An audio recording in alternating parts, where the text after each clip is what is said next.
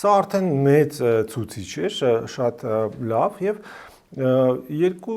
կարևոր կետ կա այստեղ, որ ինչ որ փորձում էին Մայրաթորի վերնախավից տենց կեղծ լուրերով տարածել, թե իբրև թե Նիկոլ Փաշինյանը պղծում է եկեղեցին կամ հակաեկեղեցական արշավ է սկսվել։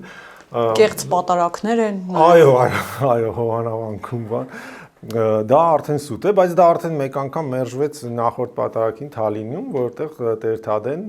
իբրև գործող հոգևորական նույնպես նման պատարակ արեց, բայց քանի որ Արագածոտնում չկա առաջնորդ կամ այնտեղ ինչ որ մի հատ հայ շնորհք կա բանում Կոշ գյուղի